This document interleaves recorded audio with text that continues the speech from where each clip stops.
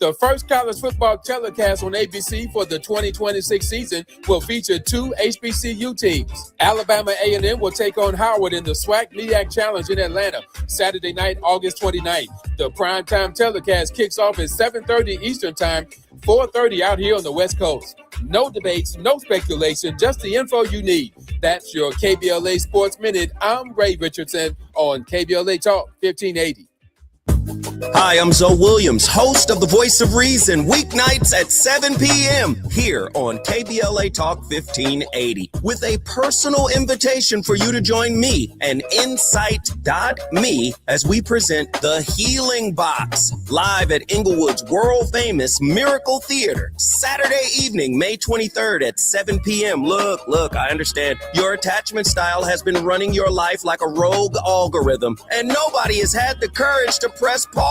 Until now, Dr. Pakoya McCall and yours truly are curating a night where clinicians, spiritualists, and an all-star panel of Black woman healers like Dr. Shalonda Sunshine Crawford, Dr. Jashana Johnson, and spiritualist Precious McGill will join some amazing spoken word artists and the legendary comedian Louis Dix to diagnose, disrupt, and heal your relational wreckage in real time. Listen, bring your trauma. As a matter of fact, bring your baby mama. No, bring your testimony. And if you're still texting your ex at 2 a.m., baby, you're not just invited, you're the target demo. Tickets are moving fast, so grab yours at themiracleinglewood.com before your dating history gets flagged as a pre-existing condition. That's themiracleinglewood.com. We'll see you there Saturday, May 23rd at 7 p.m.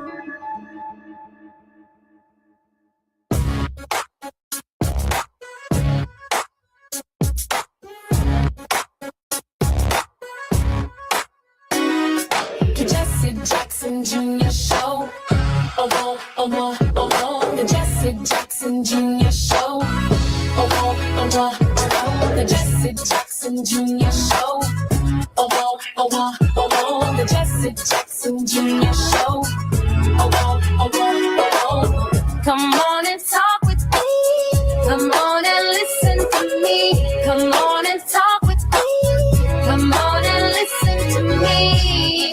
KBLA Talk 1580. Download the app.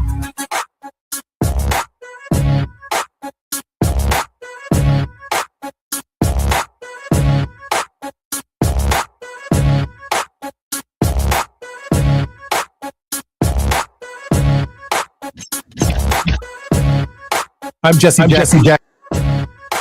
Welcome forward to the Jesse Jackson Jr. Show on KBLA Talk 1580. It's Wealthy Wednesdays on the Jesse Jackson Jr. Show. And today we are standing on business. That's what we're doing. SOB. We are standing on business. Dr. Wilmer J. Leon, political scientist whose primary areas of expertise are Black politics, American government, and public policy. For 11 years, he was lecturer, teaching associate in the political science department at Howard University in Washington, D.C. Currently, Dr. Leon is a nationally broadcast radio talk show host on Sirius XM Satellite Radio, Channel 126, nationally syndicated columnist and regular political commentator on national and international news programs. He earned his BS degree in political science from Hampton Institute, a master's in public administration from Howard University, and a PhD in political science from Howard University. Dr. Leon, welcome forward to Wealthy Wednesdays, the Jesse Jackson Jr. Show, and Dr. Wilmer Leon. How are you, brother? Pleasure to be back, and thanks for the invite. I truly appreciate it. Come on now, you know you're a regular. Listen, we're lighting it up with Dr. Leon today. Dr. Leon, your thoughts, and let's dig deep into it.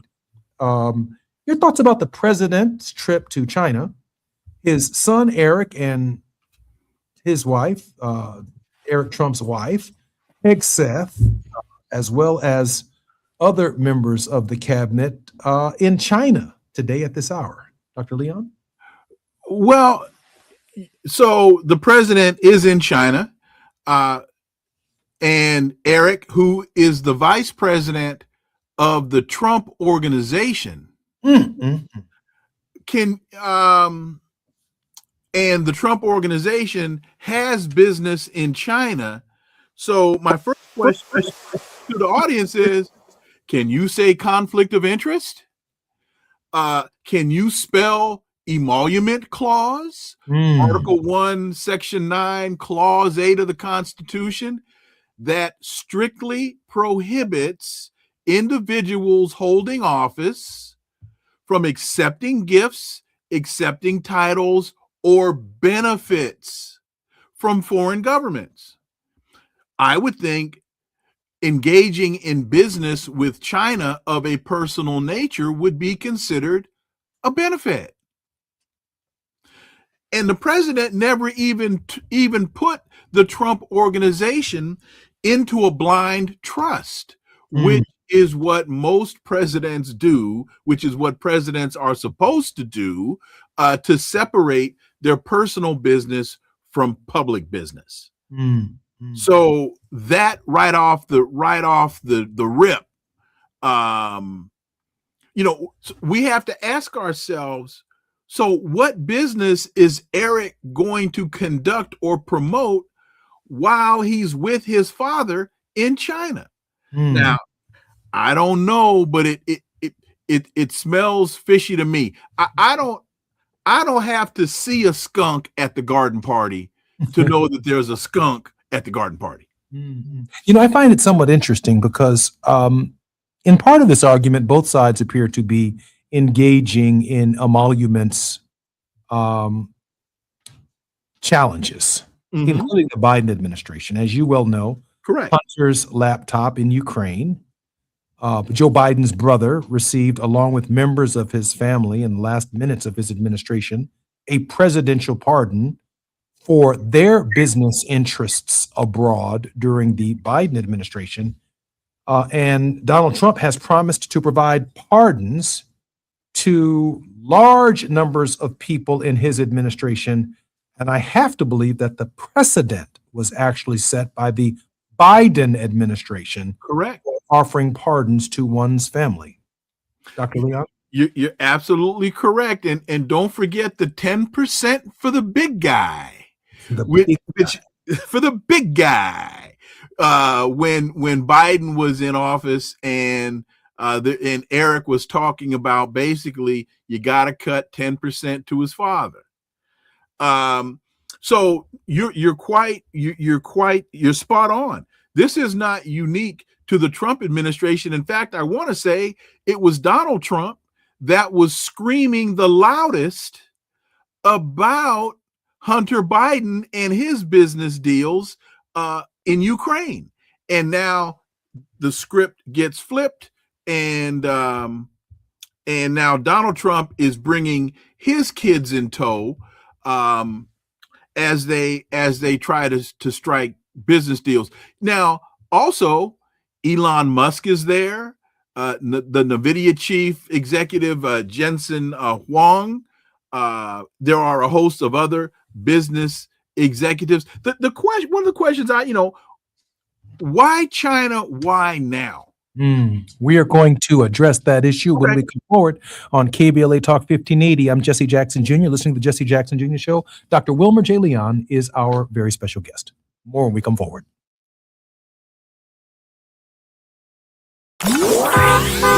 It's afternoon drive time with Jesse Jackson Jr. Only on KBLA Talk 1580.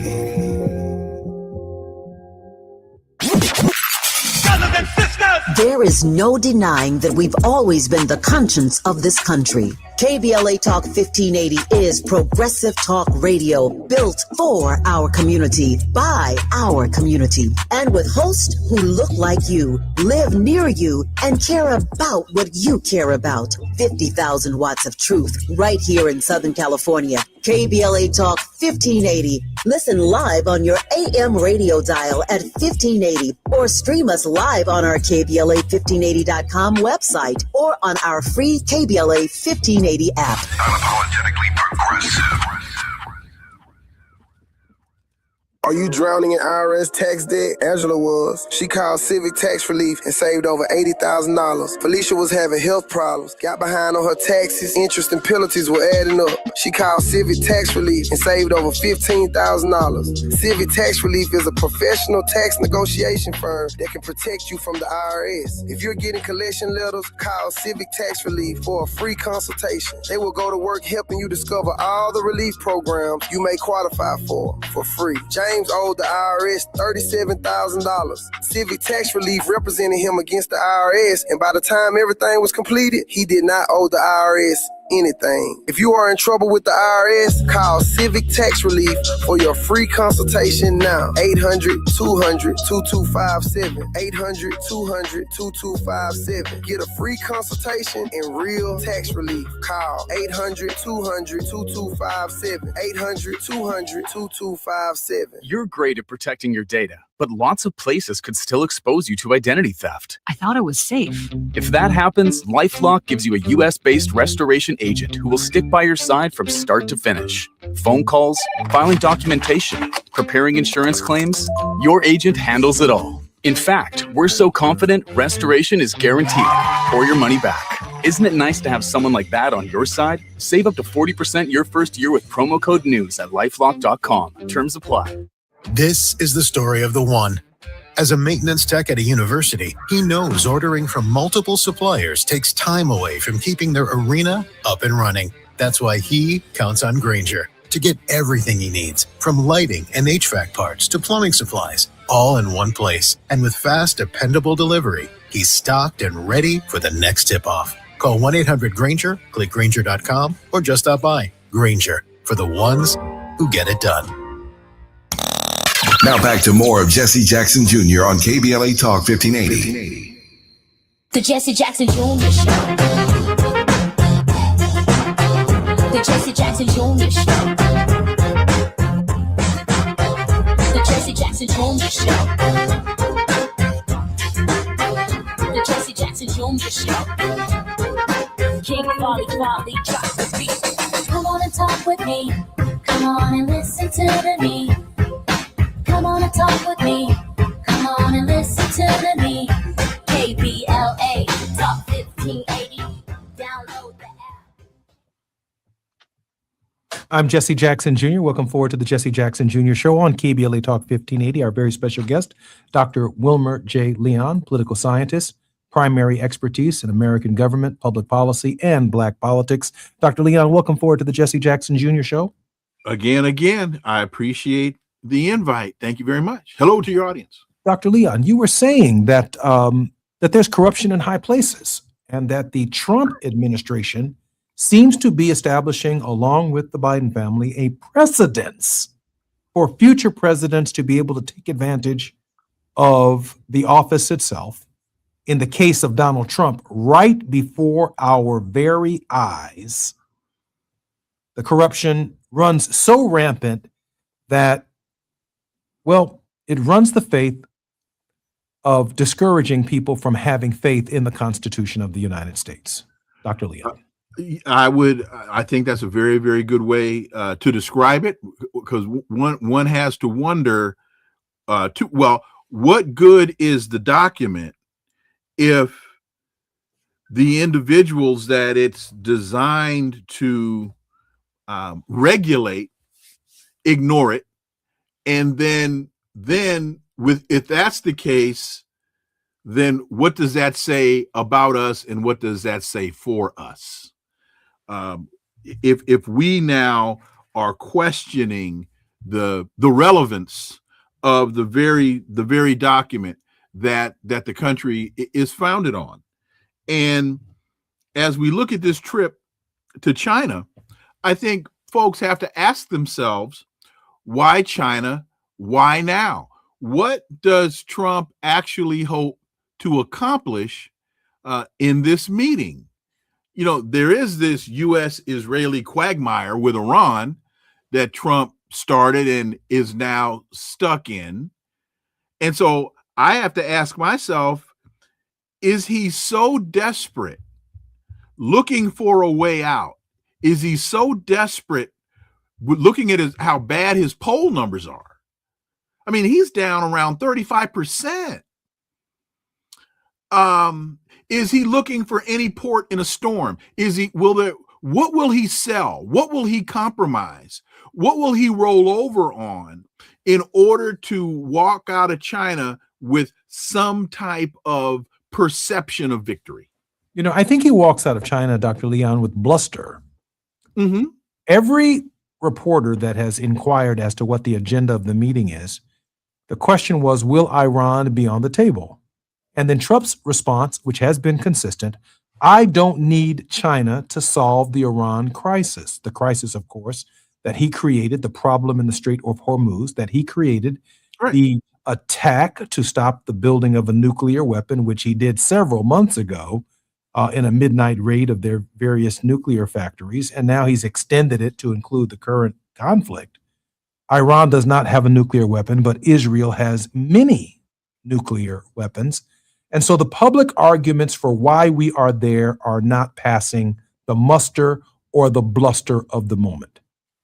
But the next question I do have to raise is when you mention Elon Musk, when you mention NVIDIA, when you mention Eric Trump and Trump.org, it seems like the public agenda is a smokescreen for the private agenda, Yes. which is simply about the enhancement of the personal wealth of the president and the Trump family.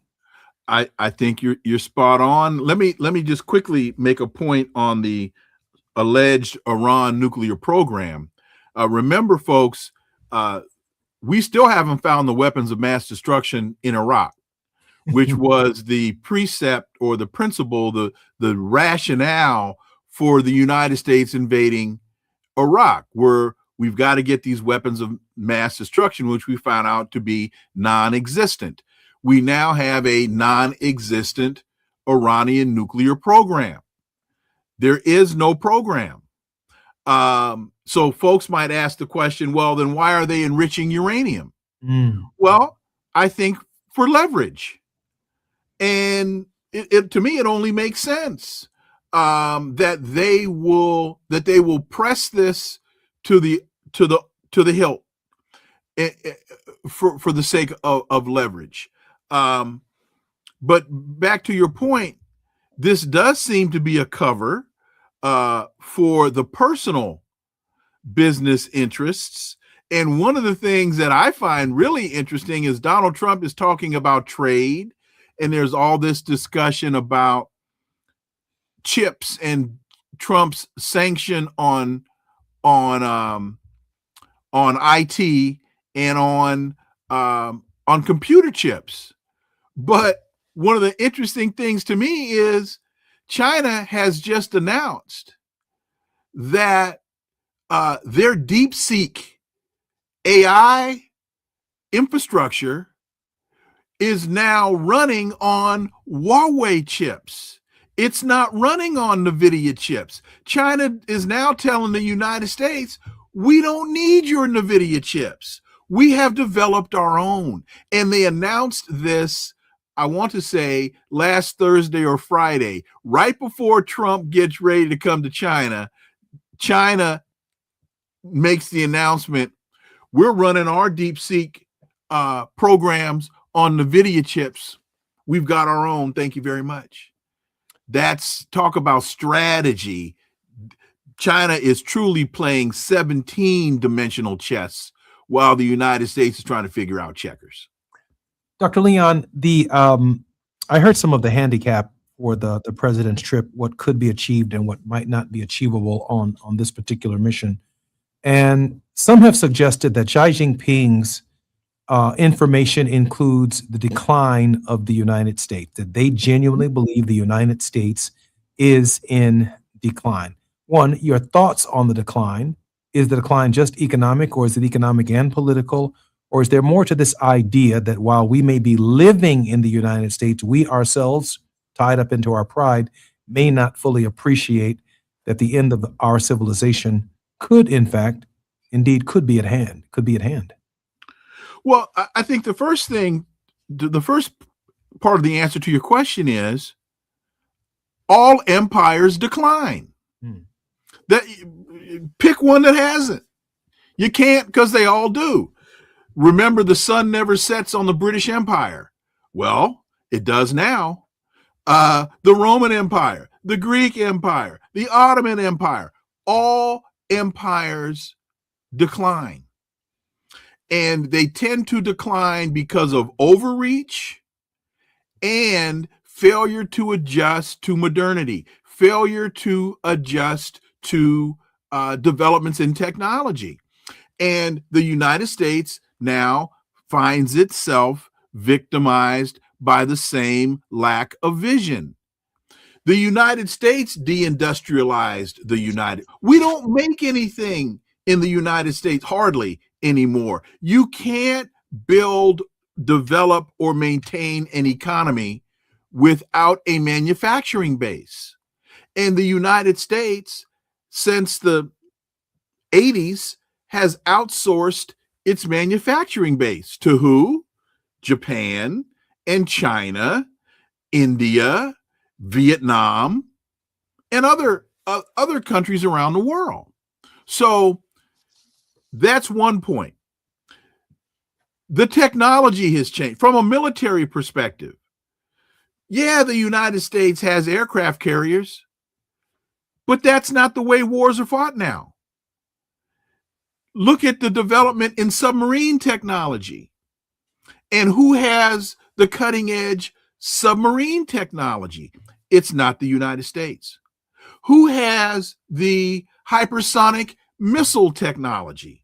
Not the United States. It's China, it's Russia, even Iran now, and Yemen, the poorest country in the world, has hypersonic missile technology. And not only hypersonic missiles, but hypersonic cruise missiles. The United States, the battlefield has now become asymmetrical compared to the United States technology. It's not that China can't kick our butt. It's they're just being incredibly patient and reserved because they know they don't have to. Russia's in the same box. Iran, it's not that, well, they can't, quote unquote, beat us the way China and Russia can, but they're able now to mount a significant and serious enough resistance to where they can wait us out. And most folks in the West don't understand that. Dr. Leon, bring this all the way down to the south side of Chicago and to Crenshaw in Los Angeles and to Harlem in New York. What does our Cold War, if you will, our competitive nature with China really represent in terms of how we live in our neighborhoods, and what are the consequences of the present course that the United States is on? It means that in on the south side of Chicago, that your school budgets are not able to meet the need of the students because the federal government doesn't have the money and won't spend the money on local education, the block grant programs that we used to have, the revenue sharing programs that we used to have that went the way of the dinosaur during the Reagan administration to bolster our military. That money isn't there anymore. Your infrastructure is crumbling. Why? Because the federal government isn't sending the dollars to repave your streets and to keep your bridges current, because they're buying antiquated weapon systems and launching Tomahawk missiles at $1.7 million a copy into Iran. And I might add, the gas tax. The president is proposing suspending the gas tax, which pays for infrastructure, including roads and bridges, suspending it because of the cost of the war in Iran and in the Strait of Hormuz. And therefore, the budget's going to be off next year and subsequent years, off by at least a year, or for the length of the suspension of the gas tax, because that's how we pay for roads, bridges, and that type of infrastructure. I live in Montgomery County, Maryland, which is one of the highest tax bases of counties in the country. And they're now talking about not being able to meet their public school. We have some of the best public schools in the country. And they're now talking about slashing budgets because they don't have the money. The money that used to come, and you would know as a former member of Congress, you know this better than I.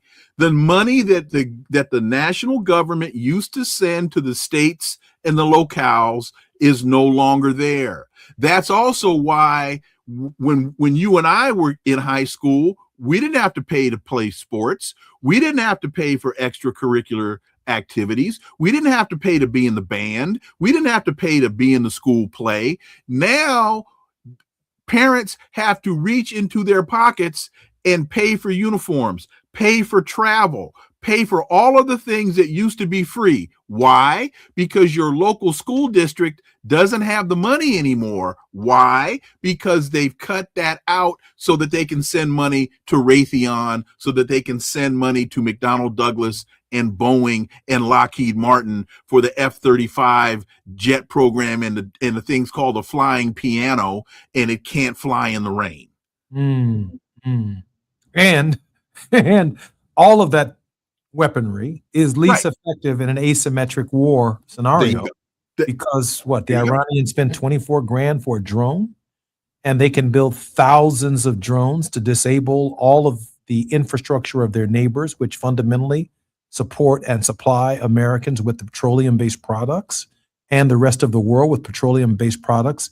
They've not needed to develop a nuclear weapon to move the global economy and to shift the focus away from Gaza to the issues that confront the United States, affordability and the cost of living.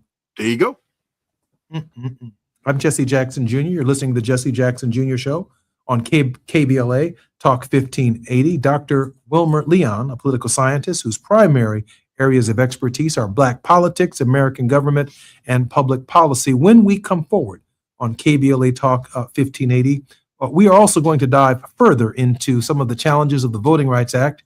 A lot has transpired over the last 48 hours, and we're going to be discussing it right here at KBLA Talk 1580. More when we come forward. I'm Jesse Jackson Jr.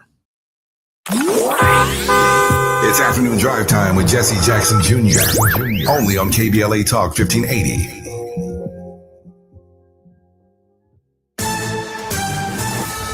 I'm Amber Payton with BIN News Now. Alabama will hold a special primary election August 11th after a U.S. Supreme Court ruling in the state's redistricting fight. Jefferson County Board of Registrars Chairman Barry Stevenson says that means some changes for next week's primary. The 6th congressional district race that's on the ballot here in the Birmingham metro area in Jefferson County, that race will not be certified. The decision could give Republicans a chance to pick up another House seat. Former President Barack Obama made a surprise stop at a taco shop in Austin to support Texas Democrats. He was there for U.S. Senate candidate James Tallarico and gubernatorial candidate Gina Hinojosa, calling them the, quote, outstanding next governor and senator, end quote. And Tiger Woods' medical records are now part of his DUI case after a Florida judge approved prosecutors' request for his prescription drug records. Woods has pleaded not guilty to misdemeanor DUI. Get BIN News Now on demand 24/7 on the iHeartRadio app. The laughs keep coming when Bert Kreischer hits Fantasy Springs Resort Casino May 22nd. Big energy, big comedy, one wild night. Get tickets now at FantasySpringsResort.com. That's FantasySpringsResort.com. This is the KBLA Sports Minute with Ray Richardson. At age 45, tennis legend Venus Williams is not ready to retire. The Compton native confirms she's playing in the doubles competition at the French Open later this month. Venus will team up with American Haley Baptiste of Washington, D.C. The French Open begins May 24th in Paris. Venus is not playing in the French Open singles. The 7-time Grand Slam singles champion won the French Open doubles title with her sister Serena in 1999 and 2010. Somebody must have talked some sense into President Trump. Trump announced Wednesday afternoon that he is suspending his visa bans for soccer fans from certain countries planning to attend the World Cup here in the U.S. Before the suspension, fans were required to pay as much as $15,000 for a visa. Hotels around the country were complaining that the visa bond was causing a drop and cancellations in reservations. No debates, no speculation, just the info you need. That's your KBLA Sports Minute. I'm Ray Richardson on KBLA Talk 1580.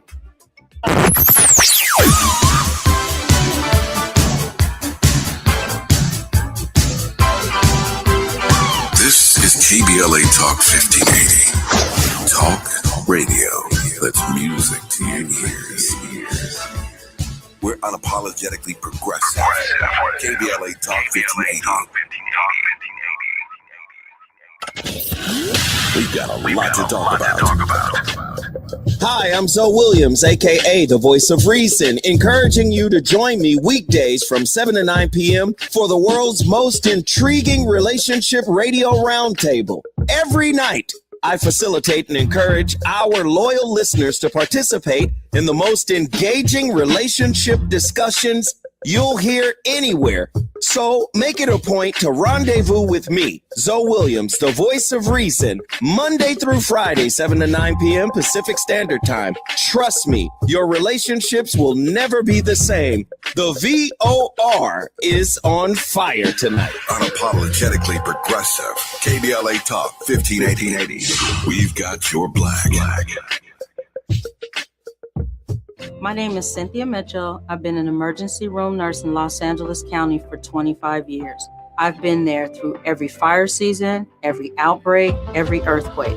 Every time Los Angeles needed us, the doctors and nurses of Los Angeles County showed up. And right now, I'm seeing another disaster coming.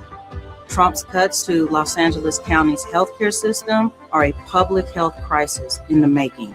Medi-Cal, public hospitals, disaster preparedness are all at risk, but we can stop it.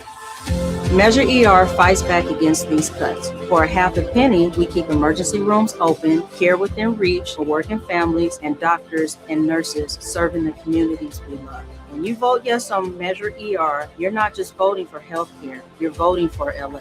Vote yes on Measure ER by June 2nd. Ad paid for by Yes on ER, Restore Healthcare for Angelinos, sponsored by St. John's Community Health and Health Justice Action Fund. Ad committee top funder, St. John's Community Health. I need a little range, step to the range, come on, meet me at the Introducing the new Chick-fil-A Jalapeno Ranch Club Sandwich. With that juicy Chick-fil-A chicken on a buttermilk ranch bun, jalapeno ranch sauce, and pickled jalapenos, it's a little ranch with a lot of kick. The new Chick-fil-A Jalapeno Ranch Club with original spicy or grilled filet. Available for a limited time only. Order ahead on the Chick-fil-A app. Lots of places can expose you to identity theft. Oh no. That's why LifeLock monitors hundreds of millions of data points a second for threats to your identity, which is way more than anyone can do on their own. If we find anything suspicious, like new loans or changes to your financial accounts, we alert you right away, all through text, phone, email, or the LifeLock app. Get the alerts that could make all the difference. Save up to 40% your first year with promo code NEWS at LifeLock.com. Terms apply. There's a lot of uncertainty in the world right now. Things are changing fast and no one knows what comes next. Times like these make you realize just how important it is to be prepared. That's where My Patriot Supply comes in. They're America's #1 most trusted resource for survival food, solar power, water filtration systems, and more. Go to preparewithamerica.com to unlock a special offer that'll help you get ready for whatever comes our way. Go to preparewithamerica.com to see the special offer right now. That's preparewithamerica.com. You're listening to Jesse Jackson Jr. on KBLA Talk 1580. The Jesse Jackson Jr. Show. The Jesse Jackson Jr. Show. The Jesse Jackson Jr. Show. The Jesse Jackson Jr. Show. King Volley, drop the beat. Come on and talk with me. Come on and listen to me. Come on and talk with me. Come on and listen to me. KBLA Talk 1580. Download the app. I'm Jesse Jackson. Looking forward to the Jesse Jackson Jr. Show on KBLA Talk 1580. Our very special guest and regular contributor in this hour is Dr. Wilmer J. Leon III, PhD, political scientist, whose primary areas of expertise are Black politics, American government, and public policy. He's a lecturer, a teaching associate in the political science department at Howard University. Currently, he is on a nationally broadcast radio talk show host on Sirius XM Satellite Radio 126, a nationally syndicated columnist and regular political commentator on national and international news programs. Dr. Leon, welcome forward to the Jesse Jackson Jr. Show. A pleasure, a pleasure. Dr. Leon, let me deviate for just a moment.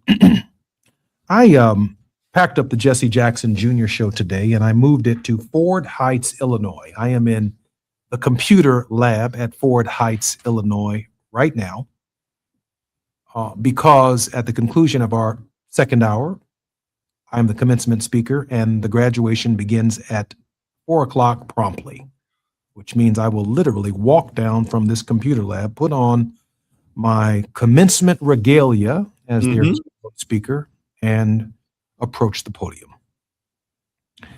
These, in this particular case, as you well know, the class of 2026, if you're graduating with a diploma from a baccalaureate or baccalaureate degree from a university or a college, you were probably born in 2004.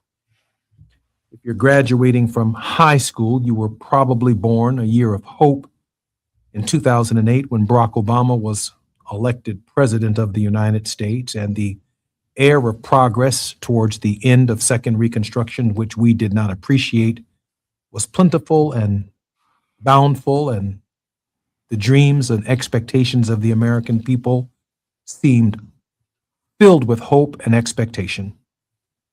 The graduating class of Cottage Grove Middle School that I will be speaking at today within about an hour and 30 minutes were born in 2012. And in 2026, they are looking at the withdrawal of the fundamental protections and the fundamental rights that since Brown versus the Board of Education, we have come to know as a Second Reconstruction. Dr. Leon, for 14-year-old students, 37 of them, whom I will be addressing along with their parents and about 500 family members and relatives who will be present at this graduation, what would I share with them and what should I share with them when they reflect upon the journey of their lives and the context within which we find ourselves? Wilmer Leon. Wow. Now that is a challenge. I think we have to first talk about the reality. And it's an ugly, ugly reality. And one of the major reasons that it is such an ugly reality is because the citizens of this country have usurped their responsibilities and obligations as citizens. Unfortunately, too many Americans have abdicated their responsibilities. We're not doing our job as citizens. And the primary job is to participate in the process. We, the people, actually is supposed to mean something. And we are not holding our elected officials accountable for operating in our interests. You and I just went through in the last segment a whole litany of things that that our state and local governments claim that they no longer can afford because we have allowed the national government to take our tax dollars and give that money to Lockheed Martin, give that money to Dow, to Boeing, and the other elements of the military industrial complex. So I would start with a discussion about how bleak the reality is, but then challenge them to be the elements of change. I ask my students, why can't you be the next Dr. King? Why can't you be the next Fannie Lou Hamer? Why can't you be the next Alabama? What if Dr. King had abdicated his responsibility and waited for the next Dr. King? What if your father had waited for your father? What if Jesse Jackson had waited for Jesse Jackson? I'm not going to do this. I'm going to wait for him to come along. He's going to handle it for me. So they now have to clean up this mess. You know, I see, Dr. Leon, that, you know, when I reflect upon the consciousness that I have right now, and certainly as one of my mentors, the consciousness that you have had for many decades, that consciousness is something that we come into. It is a clarity that we come into. I was born March 11th, 1965, and every single birthday of my life, my father reminds me, because of where he was on my birthday, that he wanted my first name to be Selma, not Jesse Jackson Jr. That's what March 11th, 1965 meant to my dad, because that's where he was. He was not in Greenville, South Carolina when I was born. Reflected upon that historical context every single birthday of my life. Dad would call me and remind me one more time, and my brothers and sisters would joke by calling me Selma. And I'm thinking that if hope in 2008 is born into public consciousness in a way that Jesse Jackson attempted to deliver it in 84 and 88, that hope by way of Barack Obama, there are many young children in our country right now who are named Hope. Their middle name is Hope because of the Barack Obama era. This generation right here was born towards the end of the Obama era in 2012. But when we look at the elimination of districts like potentially the Jim Clyburn district, which I understand is now at least in remission, Benny Thompson district, what's taking place in Tennessee, what is taking place around the country, the dismantling of the Voting Rights Act of 1965, and there's talk of obviously not changing the 14th Amendment, but changing the interpretation of Brown versus the Board of Education, which in effect changes the 14th Amendment. And if it's just struck down without a particular change, we're left with the separate and unequal doctrine of Plessy versus Ferguson. We are indeed entering a new Jim Crow, and this is not the reality of someone's expectations in 2012 when these young people were born. You know, I would also say, to following along that point, as you mentioned, Obama and hope, and I'm now starting to say this a lot because I think it is ringing true.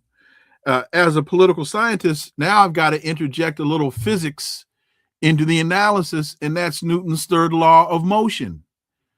For every action, there's an equal and opposite reaction.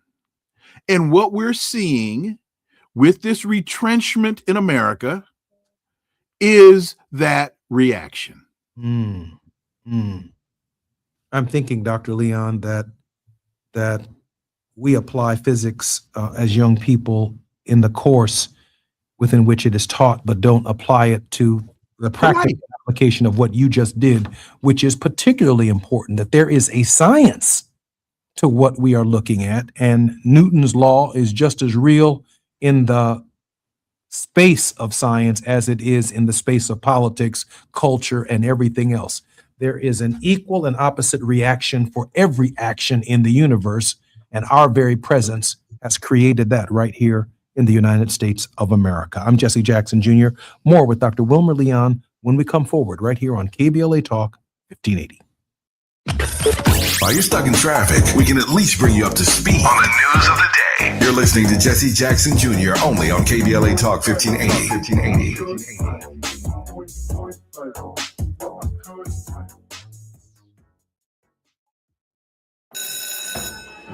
Let's be real. For too long, too many of our students have sat in overcrowded classrooms in underfunded public schools. But as head of the San Diego School Board, Richard Barrera changed that. Under Barrera's leadership, student literacy rose from the state average all the way to #1 among major urban school districts. Barrera led the way for smaller classrooms and for teachers to be paid what they're worth. Barrera funded more counselors and mental health services. and community schools that teach real-world skills for future jobs. A community organizer who became an education leader to fight for our kids. The only candidate for State Superintendent of Public Instruction. Backed by the 310,000 classroom educators of the California Teachers Association. Vote Democrat Richard Barrera for State Superintendent. Ad paid for by California Teachers Association Independent Expenditure Committee, not authorized by a candidate or committee controlled by a candidate. Tired of traffic? Metro D-Line runs Wilshire now with 3 new stops from downtown LA to Beverly Hills. No parking, no stress. Metro D-Line, the faster way across LA. Hi, I'm Fred Martin, founder of Compton Kids Club. I just want to talk about the authenticity and tell y'all about my homeboy, Tom Steyer. Tom is a rock star. When I met him, Tom gave a grant to schools in San Francisco. All the kids were on probation. We were flying instructors for 2 years to come and help those kids doing performing arts and turning their life around. Some of the kids that he supported, they've graduated from UCLA. Let's fast forward. Tom is in schools in Compton, hanging out with the kids in the piano classes. Brother Tom Steyer hangs out in the studio with us. These are the seeds that he's planted. This has nothing to do with elections. What's coming out of his mouth is not a campaign speech. It's authentic. And when he say he walks away from a business because he want to do his values, he ain't making that up because he's running for governor. This man is real. Ad paid for by Steyer for Governor 2026. KBLA Talk 1580. We've got a lot to talk about. KBLA Talk 1580, connecting you with services and solutions. Created with a share of the 1984 Olympic Games surplus, LA 84 began operations in 1985 as a grant-making and educational foundation. Today, the LA 84 Foundation supports hundreds of nonprofit youth sports organizations throughout Southern California annually, trains coaches, commissions research, convenes conferences, and maintains the world's premier Olympic and sports library collection. They are transforming lives and communities through the power of youth sports. To find out about youth sports programs for yourself or your child, and to get information about the grants and support they offer to schools and nonprofits, or if you want to make a donation, please visit la84.org. That's la84.org. Or you can call them at 323-730-4600. This is a community call to action from KBLA Talk 1580. Lena Bloom for the Bail Project. Imagine you're stuck in a jail cell and you can't afford bail and someone offers you a way out. Just plead guilty and you can go home and kiss your kids goodnight. What do?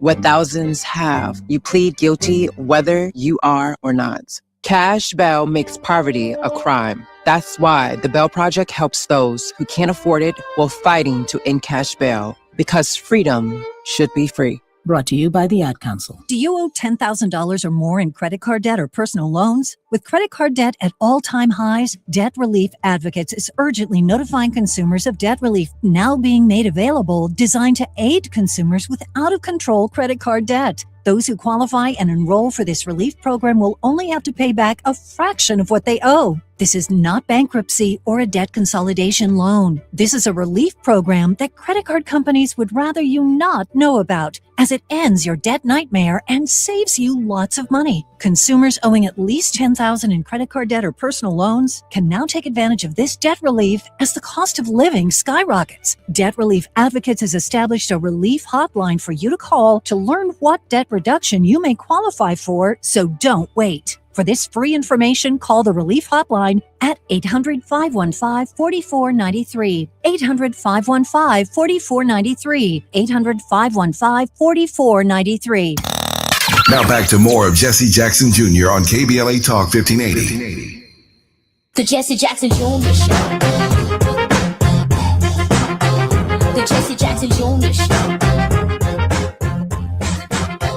The Jesse Jackson Jr. Show. The Jesse Jackson Jr. Show. King Volley, drop the beat. Come on and talk with me. Come on and listen to me. Come on and talk with me. Come on and listen to me.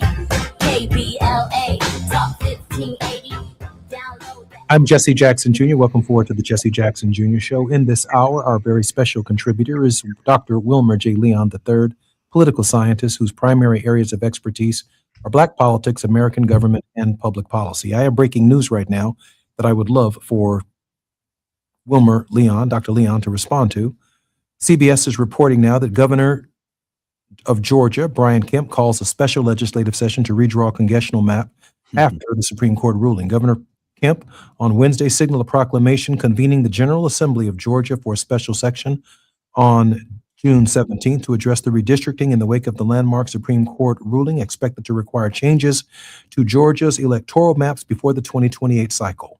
The special session comes 6 weeks after the Supreme Court issued its 6-3 ruling in Louisiana versus Calais, April 29th, 2026, finding that Louisiana's second majority congressional Black district relied too heavily on race in its construction and was therefore an unconstitutional gerrymander.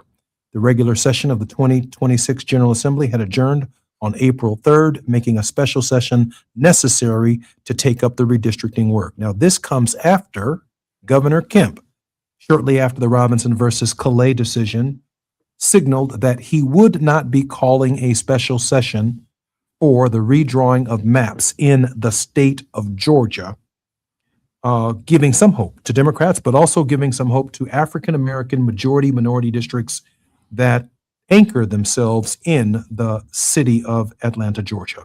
Wilmer Leon, your initial response to the reversal by Governor Jack Kemp. Well, it's apparent to me that President Trump went straight gangster and made Kemp an offer he could not refuse. And not the Godfather. I think Luca Brasi may have shown up, and what did Michael say? Put a gun to his head and said, either your brains or your signature are going to be on that contract.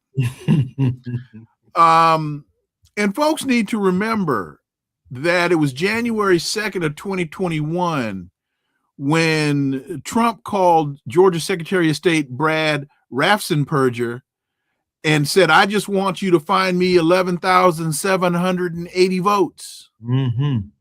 And then in July of 25, he called Greg Abbott, the governor of Texas, and said, we are entitled to 5 more seats in Texas.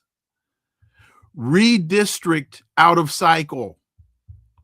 And Abbott did that. So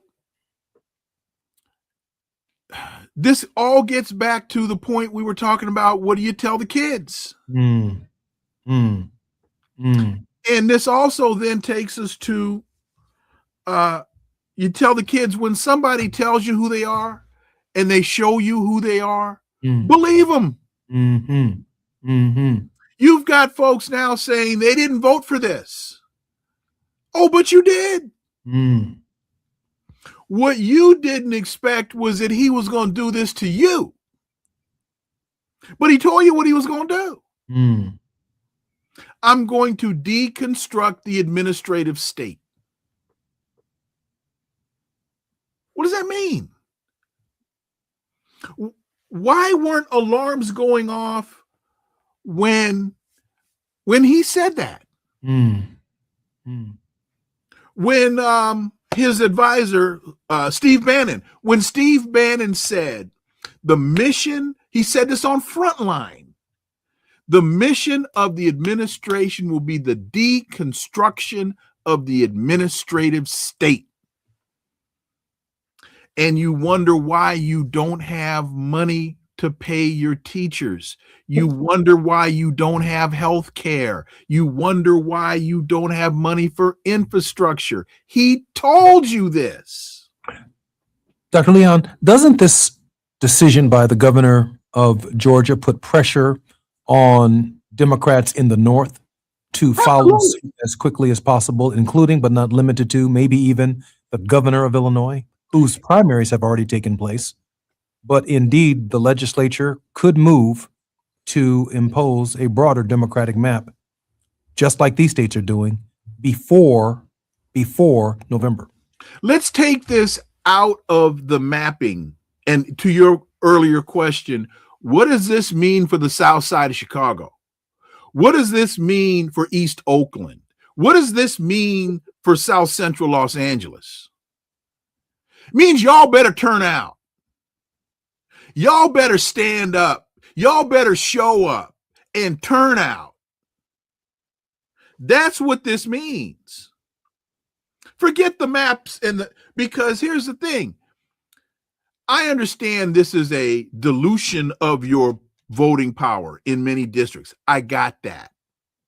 So what do? You have to overwhelm it. I often say, Dr. Leon, that there's no such thing as a local congressman. You see, it takes 218 votes to get something done in the Congress of the United States, where I served for 17 years. I need those congressmen from Georgia to vote for my legislation when I'm there. I need Jasmine Crockett to be present. I call these Negroes if they're home sleep and say, I need you to come to the House floor because I'm offering legislation today. I need the congressmen out of Los Angeles. I need the ones out of San Francisco. I need our brothers and sisters in New York, in Illinois, and in other states throughout the union to show up and vote. Not just those of us who vote for congressmen, but when they get to Washington, I need 218 of them to stand with me, 51 senators to stand with me, so that I can send legislation to the desk of the president of the United States to fix your local school, to fix your housing problem, to fix your healthcare problem. I need your engagement way over there in California because I need you right here in Illinois, just like California needs me in Illinois to make it possible for Maxine Waters and your members of Congress to be able to get something done for you. Dr. Leon, we have about a minute and 30 seconds left. It's on you. Word of hope. Y'all got to turn up, turn out. You have to overwhelm this thing with your presence. You can't just sit idly by and roll over and relinquish control to the thieves. You've got to confront the bully en masse, en masse. That's the only thing the bully will understand. When he shows up on the playground, everybody in the hood got to be on the playground saying, no, homie, it ain't going down like that anymore. I'm Jesse Jackson Jr. Dr. Wilmer Leon knows how to fight the bully in the playground. I'm Jesse Jackson Jr. More on KBLA Talk 1580. It's Wealthy Wednesdays on the Jesse Jackson Jr. Show. Dr. S. Todd Urey will be joining us momentarily. KBLA 1580 Santa Monica. I'm Amber Payton with BIN News Now. Alabama will hold a special primary election August 11th after a U.S. Supreme Court ruling in the state's redistricting fight. Jefferson County Board of Registrars Chairman Barry Stevenson says that means some changes for next week's primary. The 6th congressional district race that's on the ballot here in the Birmingham metro area in Jefferson County, that race will not be certified. The decision could give Republicans a chance to pick up another House seat. Former President Barack Obama made a surprise stop at a taco shop in Austin to support Texas Democrats. He was there for U.S. Senate candidate James Tallarico and gubernatorial candidate Gina Hinojosa, calling them the, quote, outstanding next governor and senator, end quote. And Tiger Woods' medical records are now part of his DUI case after a Florida judge approved prosecutors' request for his prescription drug records. Woods has pleaded not guilty to misdemeanor DUI. Get BIN News Now on demand 24/7 on the iHeartRadio app. The laughs keep coming when Bert Kreischer hits Fantasy Springs Resort Casino May 22nd. Big energy, big comedy, one wild night. Get tickets now at FantasySpringsResort.com. That's FantasySpringsResort.com. This is the KBLA Sports Minute with Ray Richardson. At age 45, tennis legend Venus Williams is not ready to retire. The Compton native confirms she's playing in the doubles competition at the French Open later this month. Venus will team up with American Haley Baptiste of Washington, D.C. The French Open begins May 24th in Paris. Venus is not playing in the French Open singles. The 7-time Grand Slam singles champion won the French Open doubles title with her sister Serena in 1999 and 2010. Somebody must have talked some sense into President Trump. Trump announced Wednesday afternoon that he is suspending his visa bonds for soccer fans from certain countries planning to attend the World Cup here in the U.S. Before the suspension, fans were required to pay as much as $15,000 for a visa. Hotels around the country were complaining that the visa bond was causing a drop and cancellations in reservations. No debates, no speculation, just the info you need. That's your KBLA Sports Minute. I'm Ray Richardson on KBLA Talk 1580. When the story gets twisted, who's going to tell the truth? When they cut the microphones, who's still talking? When history gets rewritten, who remembers what really happened? We do. KBLA Talk 1580. Black media isn't just important right now, it's essential. Because when mainstream outlets move on, we stay. When the headlines ignore our communities, we don't. When decisions are being made that affect Black lives in our schools, our neighborhoods, our economy, KBLA is in the room. This is more than radio. This is a lifeline, a record, a rallying cry. Black stories, Black voices, Black power. The heat is on. On the air and in the culture. KBLA Talk 1580. Stay connected. Stay informed. Stay loud. Stand up!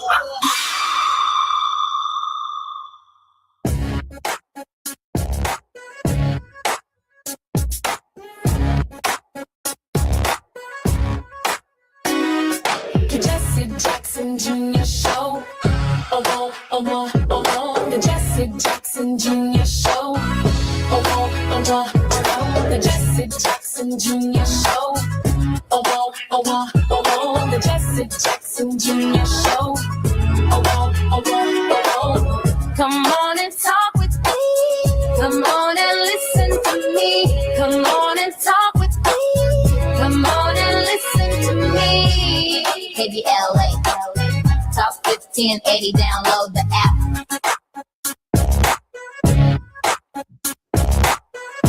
I'm Jesse Jackson Jr. Welcome forward to the Jesse Jackson Jr. Show. It's Wealthy Wednesdays on the Jesse Jackson Jr. Show. And my regular contributor is none other than Dr. S. Todd Yeary, principal of the Yeary Firm, a Maryland-based litigation and government relations firm, and also serves as senior pastor of the Douglas Memorial Community Church of Baltimore and affiliates. Dr. Yeary is also the former chief executive officer of the Rainbow Push Coalition, the international human rights organization founded by my father, the Reverend Jesse Jackson. Dr. Yeary, welcome forward to the Jesse Jackson Jr. Show on KBLA Talk 1580. And just before Dr. Yeary joins us momentarily, I do want to opine on a thought. I want to offer a thought. There is no such thing as a local congressman. No such thing. The legislative body requires 218 votes to get anything done. I'm just one, or I was just one of 435 people.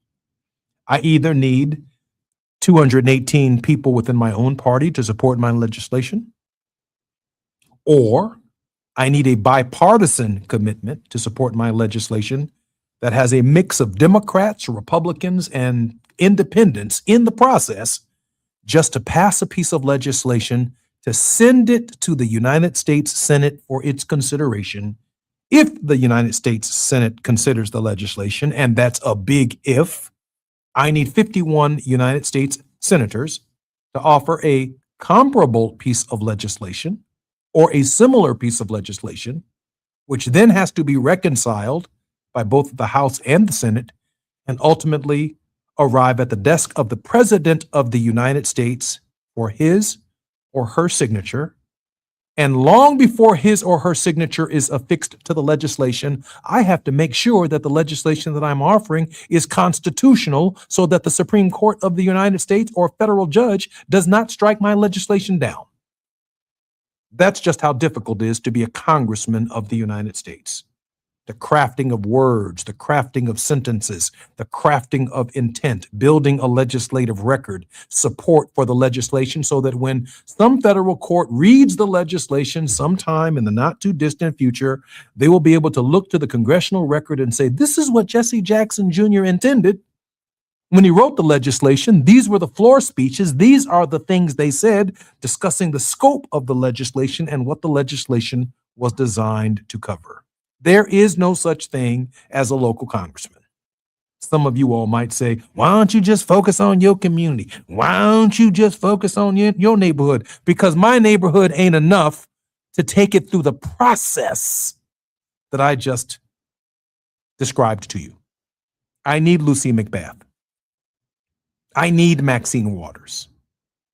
I need Emmanuel Cleaver. I need Eleanor Holmes Norton. I need Jim Clyburn. I need our brothers and sisters in the Hispanic caucus. I need our brothers and sisters who are Asian Americans in Congress. I need some God-fearing white folks, some liberals who are making sense and not too far to the left, not too far to the right in terms of their conservatism. I need some moderates. And yes, I need a few right-wingers to say, listen, even though I don't agree with everything Jesse Jr. does, I'm going to vote for Jesse's legislation because he's convinced me. Just to get to 218. That's how I make that soup. That's how we pass legislation. That's how we get it done.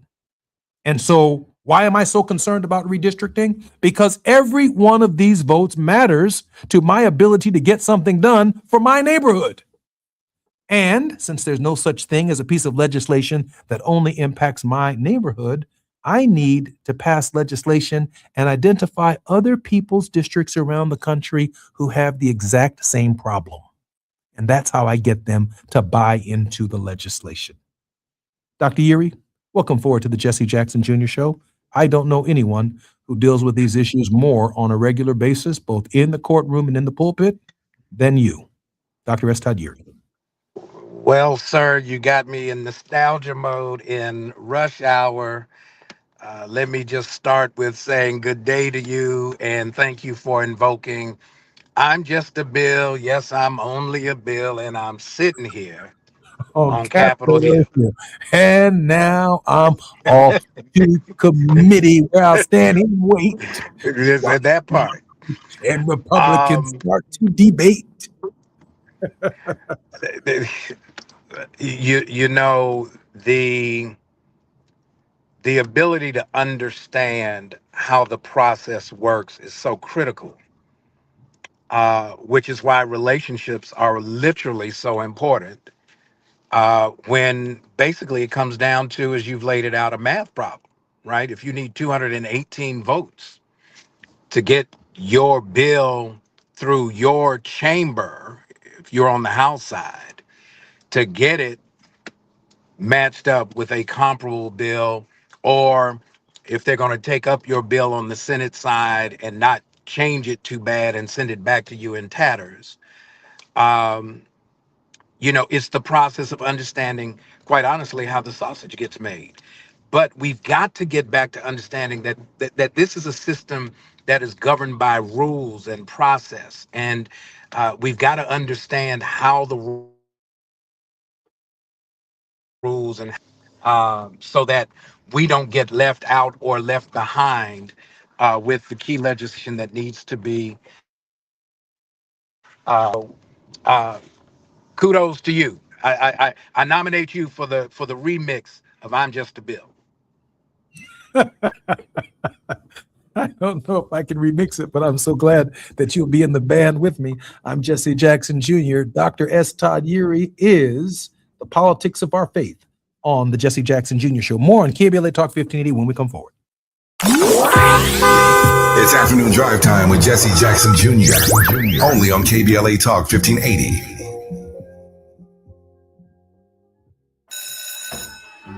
Let's be real. For too long, too many of our students have sat in overcrowded classrooms in underfunded public schools. But as head of the San Diego School Board, Richard Barrera changed that. Under Barrera's leadership, student literacy rose from the state average all the way to #1 among major urban school districts. Barrera led the way for smaller classrooms and for teachers to be paid what they're worth. Barrera funded more counselors and mental health services, and community schools that teach real-world skills for future jobs. A community organizer who became an education leader to fight for our kids. the only candidate for State Superintendent of Public Instruction. Backed by the 310,000 classroom educators of the California Teachers Association. Vote Democrat Richard Barrera for State Superintendent. Ad paid for by California Teachers Association Independent Expenditure Committee, not authorized by a candidate or committee controlled by a candidate. Hi, I'm Zoe Williams, host of The Voice of Reason, weeknights at 7 p.m. here on KBLA Talk 1580, with a personal invitation for you to join me and Insight.me as we present The Healing Box, live at Inglewood's world-famous Miracle Theater, Saturday evening, May 23rd at 7 p.m. Look, I understand your attachment style has been running your life like a rogue algorithm, and nobody has had the courage to press pause. Until now, Dr. Bakoya McCall and yours truly are curating a night where clinicians, spiritualists, and an all-star panel of Black woman healers like Dr. Shalonda Sunshine Crawford, Dr. Jashana Johnson, and spiritualist Precious McGill will join some amazing spoken word artists and the legendary comedian Louis Dix to diagnose, disrupt, and heal your relational wreckage in real time. Listen, bring your trauma. As a matter of fact, bring your baby mama. No, bring your testimony. And if you're still texting your ex at 2 a.m., baby, you're not just invited, you're the target demo. Tickets are moving fast, so grab yours at themiracleinglewood.com before your dating history gets flagged as a pre-existing condition. That's themiracleinglewood.com. We'll see you there Saturday, May 23rd at 7 p.m. Are you drowning in IRS tax debt? Angela was. She called Civic Tax Relief and saved over $80,000. Felicia was having health problems, got behind on her taxes, interest and penalties were adding up. She called Civic Tax Relief and saved over $15,000. Civic Tax Relief is a professional tax negotiation firm that can protect you from the IRS. If you're getting collection letters, call Civic Tax Relief for a free consultation. They will go to work helping you discover all the relief programs you may qualify for free. James owed the IRS $37,000. Civic Tax Relief represented him against the IRS, and by the time everything was completed, he did not owe the IRS anything. If you are in trouble with the IRS, call Civic Tax Relief for your free consultation now. 800-200-2257. 800-200-2257. Get a free consultation and real tax relief. Call 800-200-2257. 800-200-2257. You're great at protecting your data, but lots of places could still expose you to identity theft. I thought it was safe. If that happens, LifeLock gives you a US-based restoration agent who will stick by your side from start to finish. Phone calls, filing documentation, preparing insurance claims, your agent handles it all. In fact, we're so confident restoration is guaranteed or your money back. Isn't it nice to have someone like that on your side? Save up to 40% your first year with promo code NEWS at lifelock.com. Terms apply. This is the story of the one.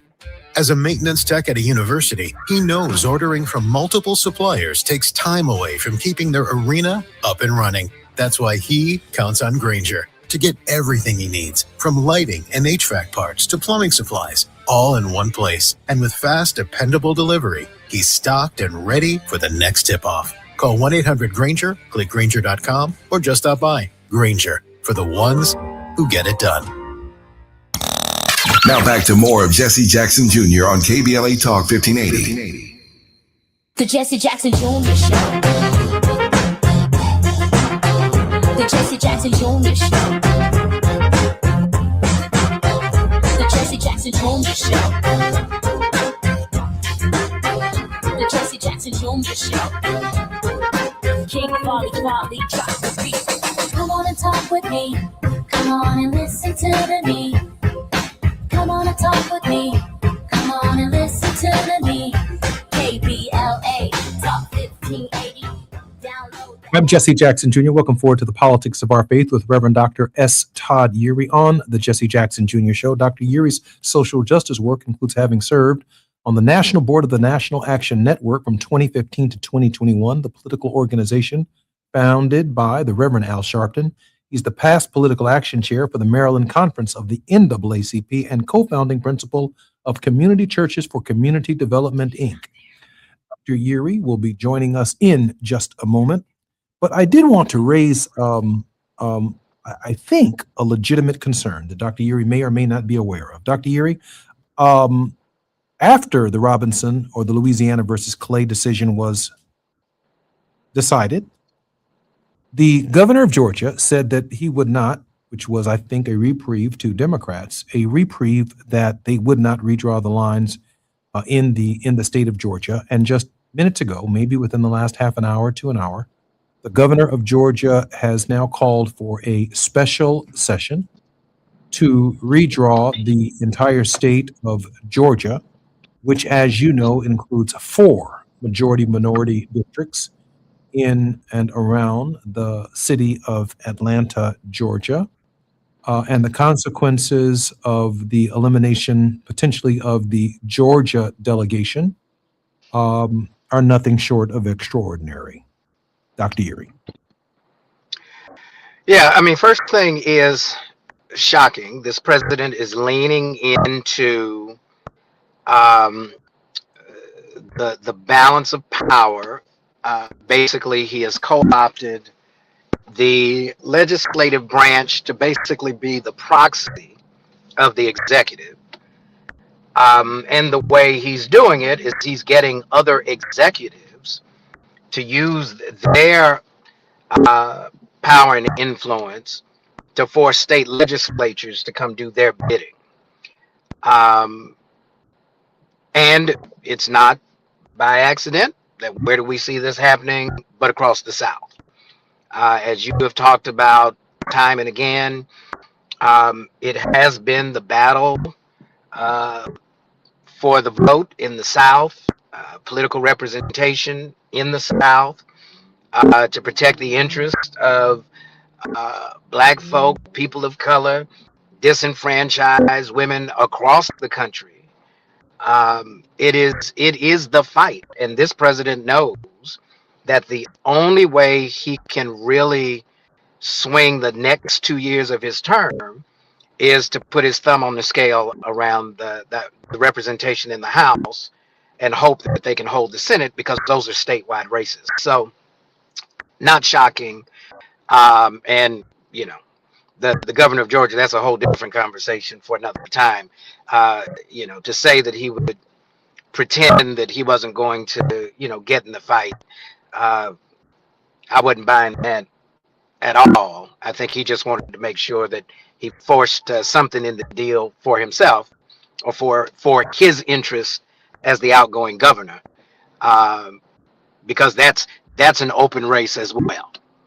Dr. Yuri, let me ask you this question. In the case of Virginia, where the people decided that they wanted to draw a new map, the people actually voted. It couldn't have been 48 hours before the court intervened and declared the Georgia election essentially moot by suggesting that they could not implement a new map or a new plan that heavily favored Democrats.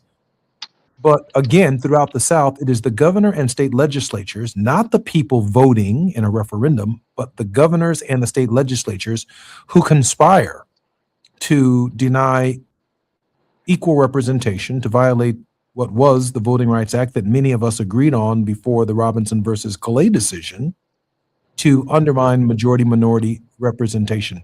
Do you make the distinction between the people having decided in Virginia versus a cabal of people within the states who are doing the president's bidding? Yeah, the distinction is probably one of degree. The methodology is the same. You challenge what you can because you get kind of mixed signals from this Supreme Court. The state Supreme Court in Virginia overrode the will of the people in Virginia on what they called I guess, a technical reading of the law. There was some step that they say was not followed. The fact of the matter is, if they got the votes, I think the new governor of Virginia ought to call him back in the special session and do it in a way that everybody else has done it, and not really worry too much about whatever the prior law was. Just make new law. I mean, that's that's the challenge that I think the Democratic Party has had to wrestle with, is whether or not what's good for the goose is good for the gander. There is this hesitation to be very full-throated in terms of what the stakes are, and being very intentional about, look, if you want to have a fight with brass knuckles, you get yours, I got mine, here we go, let's get it on. That's the piece that I think is missing. Dr. Uri, how much pressure, when these governors make these decisions, are they now placing on the Gavin Newsoms and the J.B. Pritzkers and the Kathy Hochuls in their states to squeeze more Democrats out of this turnip or out of this lemon within their states? Well, we've already seen California, right? California got affirmed after that vote. We know what Governor Pritzker has done. We're waiting to see what Kathy Hochul is going to do in New York. But even in places like in Maryland, where you only have one to pick up, of all things, the president of the Senate, Maryland has 2 super majorities in both houses. That the Senate president was actually the one that impeded Governor Moore's efforts to redraw the Maryland map, right? I think there's just something that's incongruent. There's no clarity around what's the vision for the party writ large at a national level. Is there any kind of continuity or commitment to a basic level of principles that keeps them in lockstep come what may? And I think that's the difference. The Democratic Party will go to a gangster movie. The Republican Party are the gangsters in the movie. And I think that's the difference, where there's a commitment to what's important to their bases that's driving one party and driving the other party crazy. So I think that's the distinction, that we don't have a real clear argument for why the Democrats need to make sure that there's protection beyond what would be important to communities of color before the marginalized, the disenfranchised, the folks who live on the margins and get exploited by the elite class every day. That's the fight that they've got to have, and they got to be unapologetic in taking that argument to the streets. Well, let me be devil's advocate here for a minute. I know we got about 6 minutes before we come forward, but I know you wrestled with me and the devil before. Suppose, let's say that we have a thin margin of Democratic victory in November as a result of this present activity. Do the Democrats then come back with John Lewis or with other Voting Rights Act legislation to carve out minority districts into the future, which, if those districts are redrawn in the future, might not lead to a Democratic majority? Or are we stuck as African Americans with less representation because the new Democratic majority will emerge under lines and in a context where there will be fewer of us in the Congress of the United States, in the state houses, in the state senates? Are we prepared to say, we want Democrats so bad and we want to be in the majority so bad, it may come at the expense of our having the representation that we have fought so hard for since 1965? So I think you present it in 2 forms. One is to protect access to the franchise.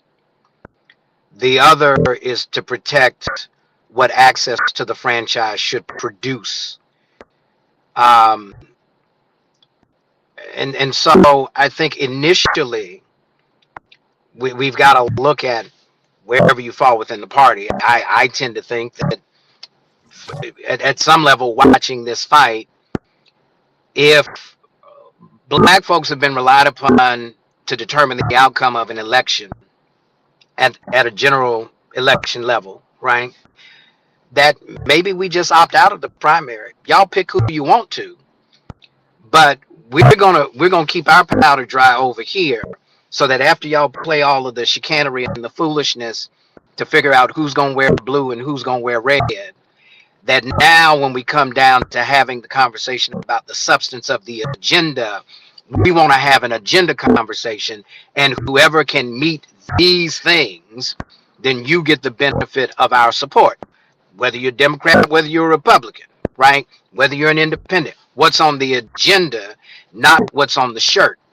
Once we get past that, then I think the brokering around protecting the franchise has to be priority one, but it can't be priority one conditioned by, in exchange, we become tethered to a Democratic Party that is not always very clear on where they are around the issues that affect our community. And I think that's a catastrophe waiting to happen. I just don't see how, for example, if Hakeem Jeffries becomes Speaker of the House, that our community's legitimate demands are the passage of the John Lewis Act. Now, the passage of the John Lewis Act is to redraw lines in such a way that may shift the Democratic majority itself. And so, you know, I don't expect in the 2028 campaign to be a single Democratic candidate running for office who is going to allow a conversation to take place that doesn't focus essentially on the middle of the political spectrum, the conservative Democrat, the blue dog Democrat. You're not going to hear any reparations. You're not going to hear any equal high quality schools. You may or may not hear questions of healthcare. And if you do, they'll be centered around affordability, right? That's the way in which they'll be presented to us.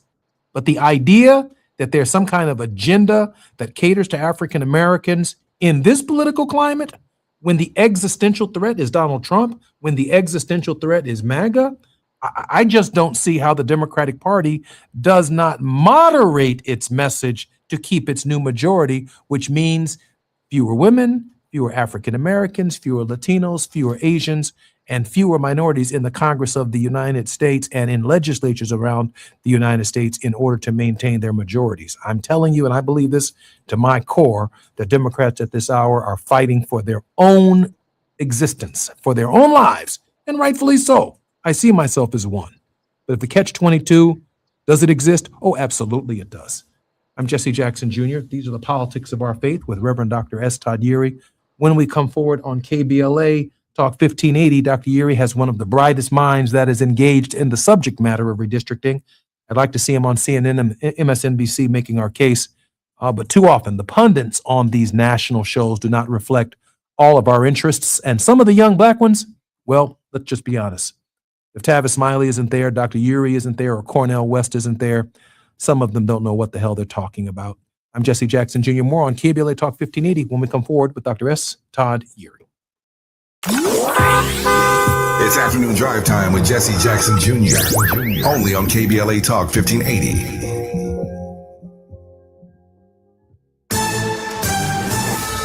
I'm Amber Payton with BIN News Now. Detroit Mayor Mary Sheffield, who was black, is launching the city's Occupy the Summer initiative to keep young people engaged and away from danger. We will have 9 of our rec centers that will be open till 11 p.m. The program, which was shaped by input from teens, also brings back midnight basketball. Black Newark, New Jersey Mayor Ras Baraka has won a 4th term after making national headlines for clashes with ICE.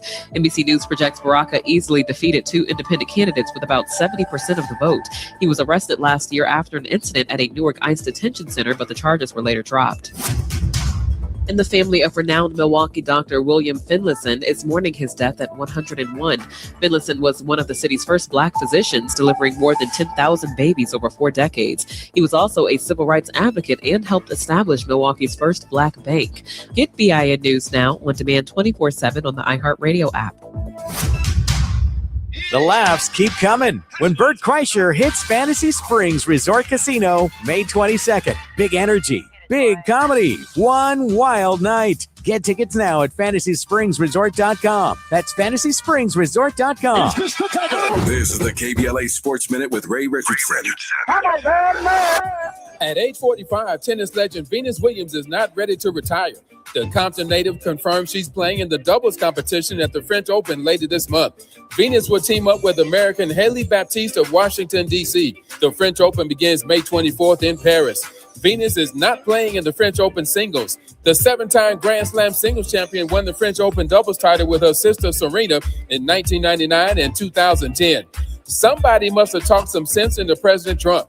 Trump announced Wednesday afternoon that he is suspending his visa bonds for soccer fans from certain countries planning to attend the World Cup here in the U.S. Before the suspension, fans were required to pay as much as $15,000 for a visa.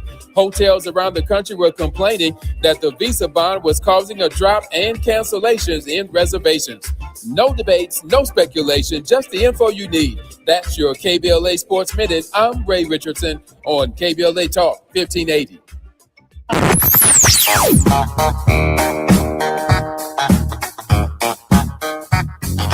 This is KBLA Talk 1580. Talk radio.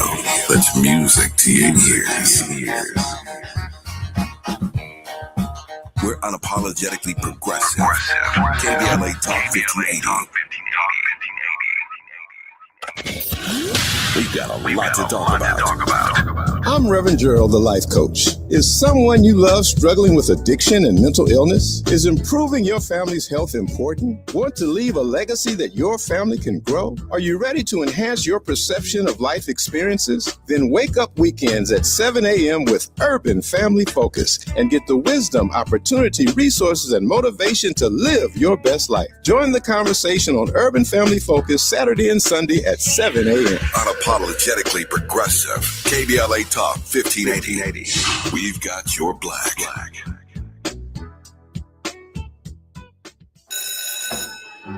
Let's be real.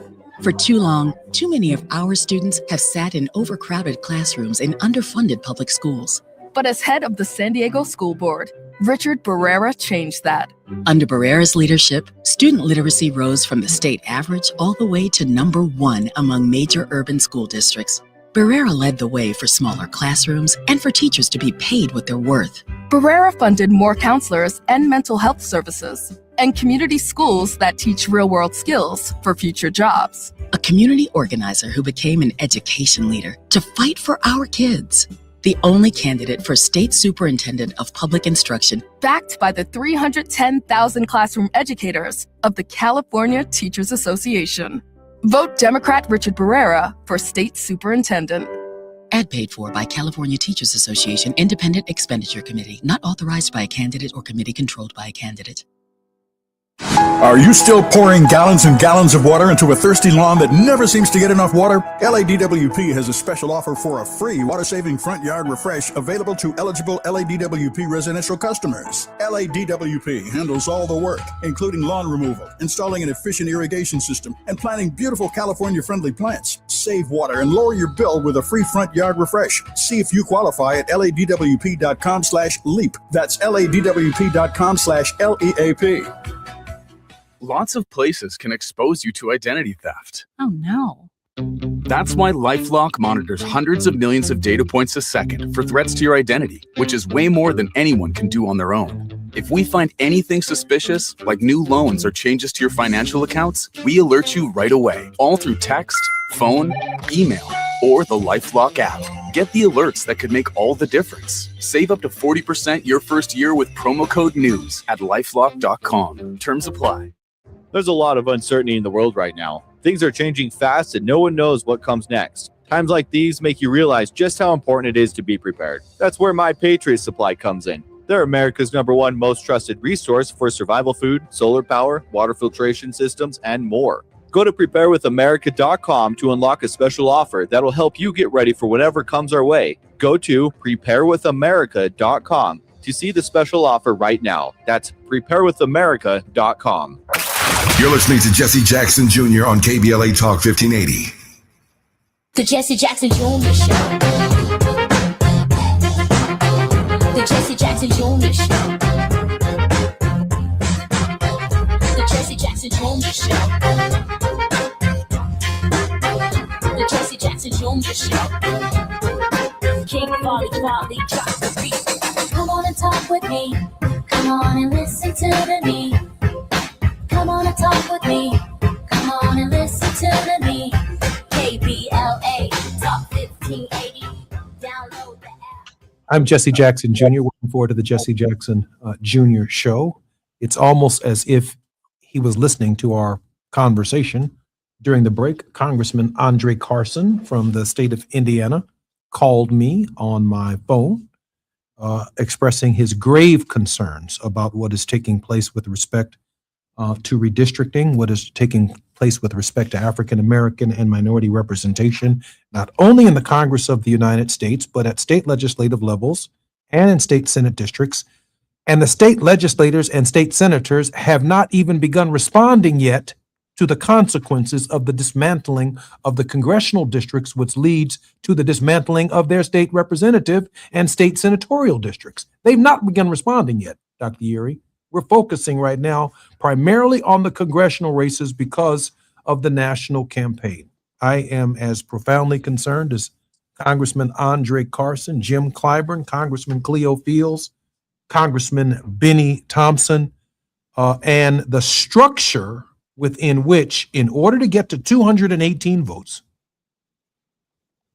the people that I need to go to round up the Mississippi delegation included Benny Thompson. To round up the Georgia delegation included members of that delegation. To round up the Alabama delegation required Miss Sewell in the Congress of the United States. And to round up in Illinois, and the time I was there, I needed Bobby Rush and Danny Davis. Some relationships I had in Illinois, some relationships they had in Illinois. But when we came together, we brought our relationships to the table for the purposes of our representation, just to get fresh water in some communities in the 2nd District of Illinois. That's how the sausage is made in Washington. And so I'm outraged because I can see the entire nation, Todd, and I know you can see the entire nation at this hour in our country's history. And it doesn't bode well if we don't have a standard bearer in the national Democratic contest. That's my position. Todd? So a couple of things come to mind right off the bat. One is the importance of understanding how to stay engaged in the political conversation. You mentioned state legislative districts. The reason we find ourselves in this quandary is because post Great Society Plan, decade of the 60s, Civil Rights Act, Voting Rights Act, you get kind of Medicare, Medicaid, fair housing, Head Start. The disengagement from state level representation has been tragic. The fact that we don't vote to protect who is doing the drawing. We took our eye off the ball because we figured with, the advent of media and certainly the inspiration of your father in 84 and 88, that it was the White House, everything else be damned. But if we go back to Bill Clinton's first midterm, when Newt Gingrich and the crew came out with their contract on America, it was a hit job. They were basically telling us that they were going to spend their time shuffling the pieces at the state level. Why is that important? Because governors appoint judges too. 97% of the litigation that goes on in the country happens in state courts, not federal courts. Governors sign budgets too. So if we're not getting what we need from the state, whose budget has to be balanced, then that means by the time we look for the handout that would typically come back by way of an earmark, which remember for a time they got rid of, supposedly, the damage is already done. And so we lost our edge because we lost our focus. Now, to the point, I think we have still if we haven't forgotten so soon after Reverend has closed his eyes, that we have to find what's on the agenda that links us across difference, and let's move with that. Because if we don't create critical mass around interests that allow us to make some progress, then we spend the bulk of our time bemoaning that we get nothing. And so I think part of this is going back to the discussions that you have led, like what is speaking to the condition of what it means to be a person in America. And it affects communities like ours in ways that ought cause us to sit down with our colleagues from other communities and say, here is our demand and our agenda. You may have other things that go with it, but at least for these things, we're in sync. We will not come back without at least this to show for our coming together. If we do not build coalitions in this moment, we will concede to the very intentional acts of taking us back to a time where the new slavery is not going to look like the old slavery, but it's still going to be slavery. Todd, let me tear it through this. Yesterday, I had Randy Weingarten on the show. She was with us with Barbara Arnwine, and they are heading to Montgomery this coming Saturday to the state capitol to protest. All roads lead to the South. I think it's allroadsleadtothesouth.com or allroadsleadtothesouth.org, where they are organizing buses of people to come and protest the Alabama legislature in Montgomery. Now, that's to hold Republicans accountable for what they are doing in the state of Alabama. And of course, the signal is to hold Republicans accountable for what they are doing everywhere. Now, let me talk for just a moment about Democratic Party accountability. I do believe that we need, and I wish I could have mentioned it to President Weingarten, that we need a candidates debate in the state of South Carolina in February of 2027 before the South Carolina primary, so that African American voters in South Carolina, the first primary to nominate a Democratic contender, can address these substantive issues as day one issues should they be elected president of the United States. I didn't stop there. This is going to be the first march from Montgomery to Selma, the commemorative march that we've been commemorating in Selma to Montgomery since the passage of the Voting Rights Act, where we will actually not have the Voting Rights Act while we're walking across the bridge. Therefore, I think all of the Democrats should meet us in Montgomery during that period for another candidates debate. I did not say a candidates forum where everyone gets up and give their speeches. I'm talking about a top-notch Democratic debate so that we can make sure we are sharpening the pencil.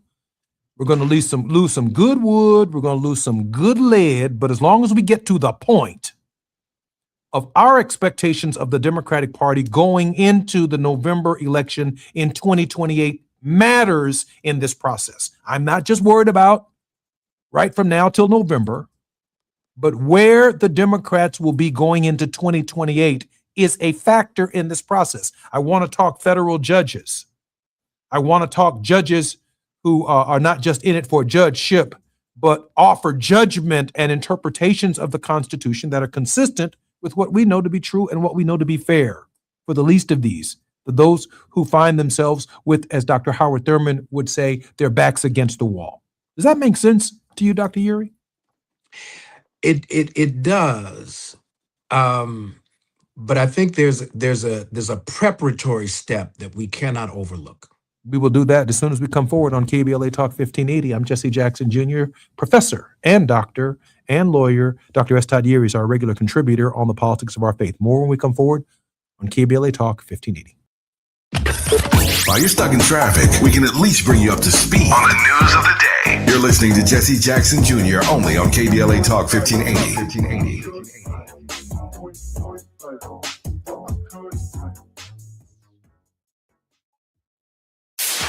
KBLA Talk 1580. We've got a lot to talk about.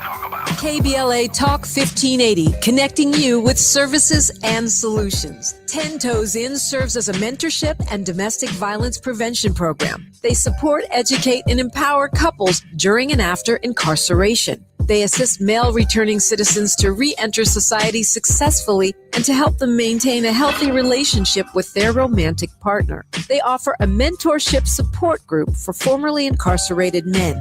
10 Toes In teaches its Intimate Relationships 101 curriculum at male prisons throughout the state of California. They host sister support group meetings for women who are intimately involved with incarcerated and formerly incarcerated men. 10 Toes In is a 501c3 nonprofit organization. To access their services or make a donation, please visit them online at 10toesin.org or find them on Facebook or Instagram. They are healing lives through relationships. This is a community call to action from KBLA Talk 1580.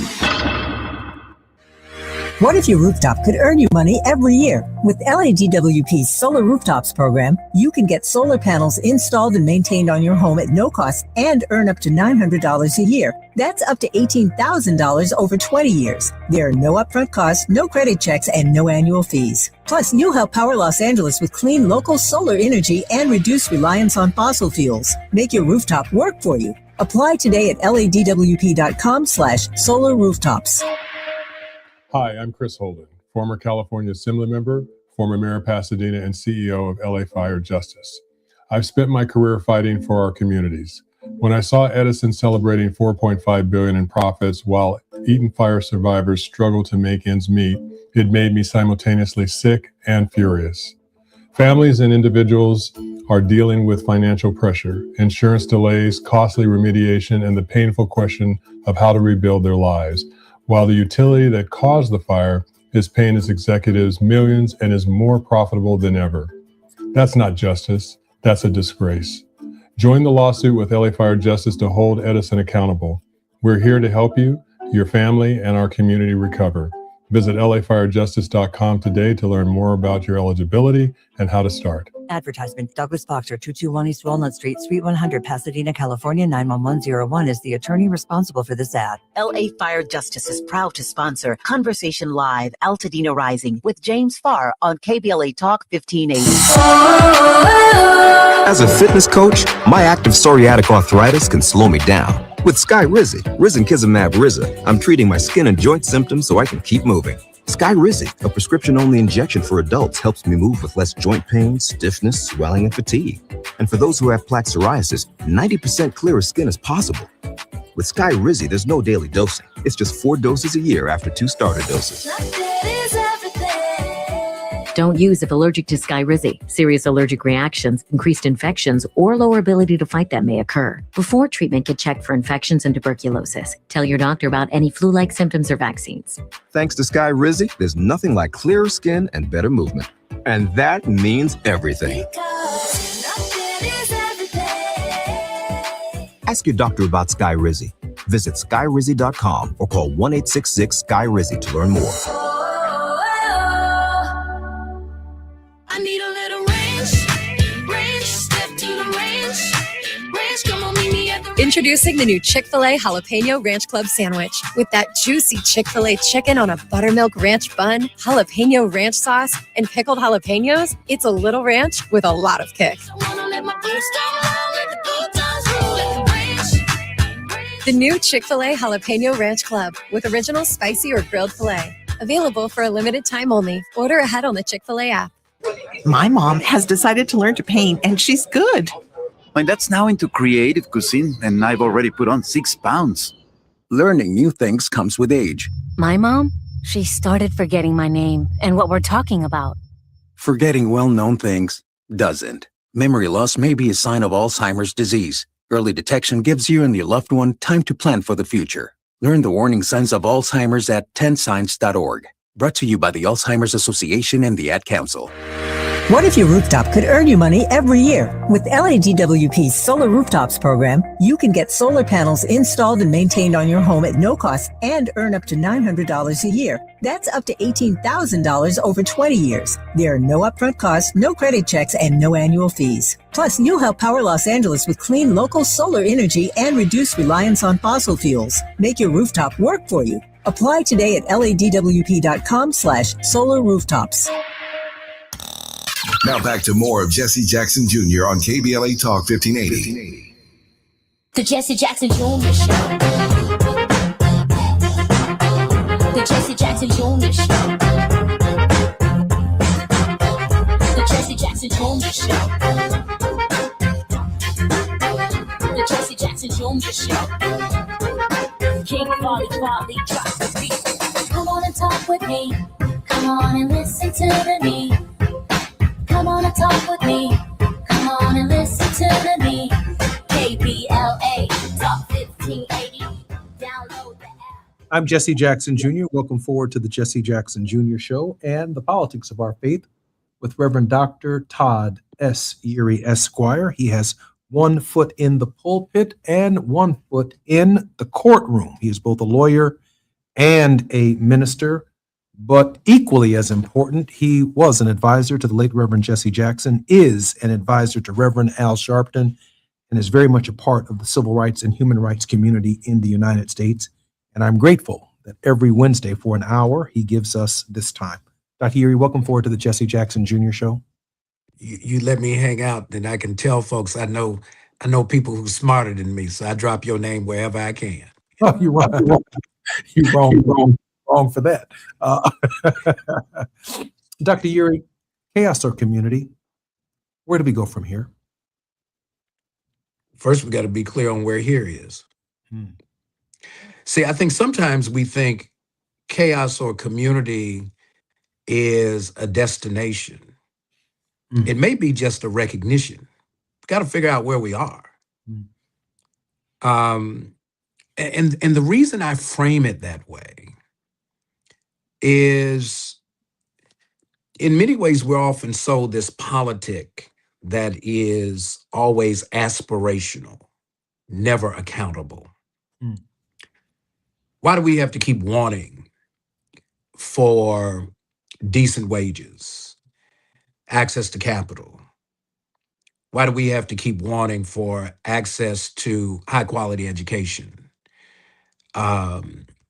It's always, let's kind of put these recurring themes like they're regurgitated, like a cow chewing its cud, because it's always something we should long for, not something we should ever come to realize. And so I think we got to be honest. See, chaos does not always mean upheaval. You can be in a chaotic reality and things be calm. We've been lulled into this thing that somehow other things are really not that bad because this isn't way back then. Well, it depends on who you're talking to. Just because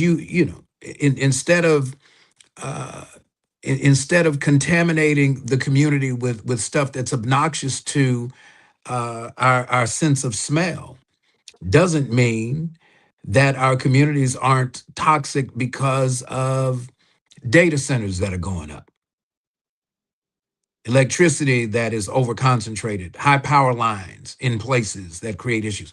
We got to go back and be current on our assessment of where we are so that when folks come back and say, look at what we've done for you, I want to be clear that we're using the right frame. You're saying what you've done for me. I'm looking at what you've done to me. And so it's in that dynamic that we hold everybody accountable so that then when we go to participate, nobody's questioning, what are we here for? Blind Bartimaeus, when he was yelling for attention, was clear on what his demand was. And when folks told him to be quiet because his demand was annoying what they had claimed as their entitlement, he didn't get quiet, he got louder. And so if that's the model, Reverend would say this thing, I get so frustrated in the office about something. Reverend said, look, now's not the time to get disgusted. Now's the time to get determined.